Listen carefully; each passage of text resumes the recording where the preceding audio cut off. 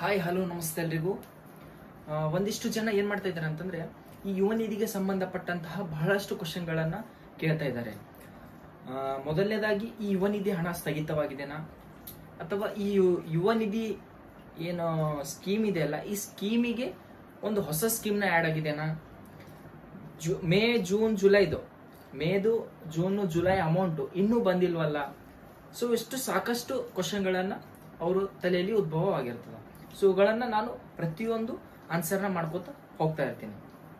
ಮೊದಲನೇದಾಗಿ ಯುವ ನಿಧಿ ಹಣ ಸ್ಥಗಿತಗೊಂಡಿದೆನಾ ಇಲ್ಲ ಅಂತಂತಂದ್ರೆ ನೋ, ಇದು ಸ್ಥಗಿತಗೊಂಡಿಲ್ಲ. ಓಕೆನಾ, ಈ ಸ್ಕೀಮು ಕಂಟಿನ್ಯೂಸ್ ಜಾರಿಯಾಗಿರ್ತದೆ.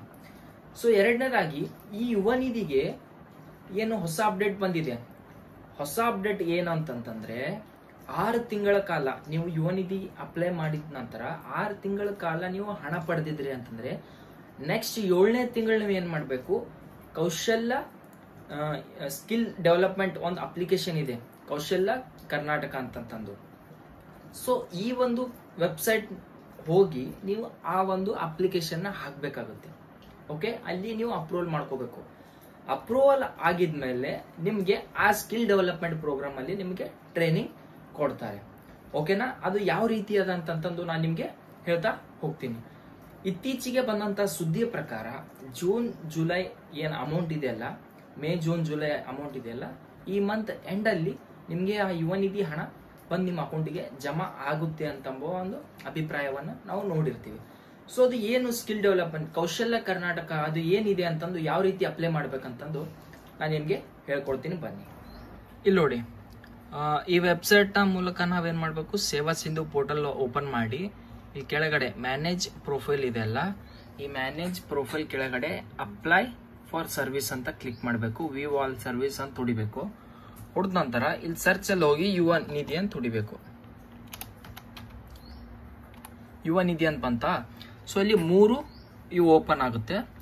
ಸೊ ಇದರಲ್ಲಿ ನಾವೇನ್ ಮಾಡಬೇಕು, ಯುವ ನಿಧಿ ಅರ್ಜಿ ಪರಿಶೀಲನೆ ಫಸ್ಟ್ ಇಂದು ಕ್ಲಿಕ್ ಮಾಡಬೇಕು. ಕ್ಲಿಕ್ ಮಾಡಿದ ನಂತರ ಈ ತರ ಬರುತ್ತೆ. ಇಲ್ಲಿ ಕೊಟ್ಟಿದ್ದಾರೆ ನೋಡಿ, ಏನಿದೆ ಇದು ಇಂಪಾರ್ಟೆಂಟ್ ನೋಟ್ ಆಗಿರುತ್ತೆ ನೋಡಿ. ಯುವ ನಿಧಿ ಯೋಜನೆ ನೇರ ನಗದು ವರ್ಗಾವಣೆ ಪಡೆಯುತ್ತಿರುವ ಫಲಾನುಭವಿಗಳು 6 ತಿಂಗಳ ನಂತರ ಕೌಶಲ್ಯ ತರಬೇತಿಯನ್ನು ಪಡೆಯಲು ಕಡ್ಡಾಯವಾಗಿ ಈ ವೆಬ್ಸೈಟ್ ಇದೆಲ್ಲ kaushallakar.com ವೆಬ್ಸೈಟ್ ನಲ್ಲಿ ನೋಂದಾಯಿಸಿಕೊಳ್ಳತಕ್ಕದ್ದು. ಇಲ್ಲವಾದಲ್ಲಿ ನೇರ ನಗದು ವರ್ಗಾವಣೆಯನ್ನು ಸ್ಥಗಿತಗೊಳಿಸಲಾಗುವುದು.